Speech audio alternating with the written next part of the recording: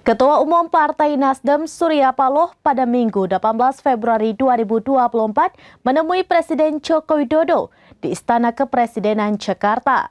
Ketua DPP PKB Cucun Ahmad Syamsurijal mengatakan Paloh tidak mengkoordinasikan pertemuannya dengan Presiden Joko Widodo ke Partai Koalisi Pendukung Anies Baswedan Mohaimin Iskandar.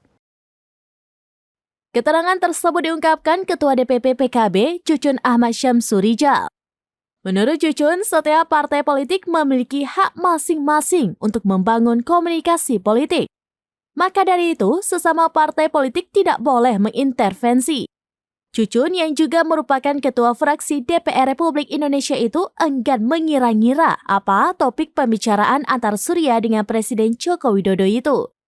Sementara itu, Sekretaris Jenderal Partai Nasdem Hermawi Taslim mengatakan pertemuan Ketua Umum Surya Paloh dengan Presiden Joko Widodo hanya silaturahmi biasa, yaitu pada Senin 19 Februari 2024.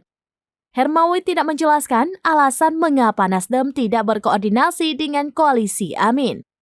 Adapun pada Minggu 18 Februari 2024, Surya Paloh menemui Presiden Joko Widodo di Istana Kepresidenan Jakarta. Surya Paloh tampak menumpangi mobil Lexus hitam. Dia tiba sekitar pukul 18.45 waktu Indonesia bagian Barat melalui pintu Medan Merdeka Utara. Pertemuan Presiden Jokowi dengan Surya Paloh pun berlangsung tertutup.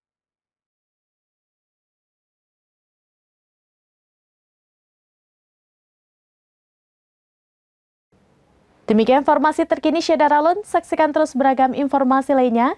Jangan lupa like dan share seluruh akun serambines.com. Download Tribun X sekarang, menghadirkan lokal menjadi Indonesia.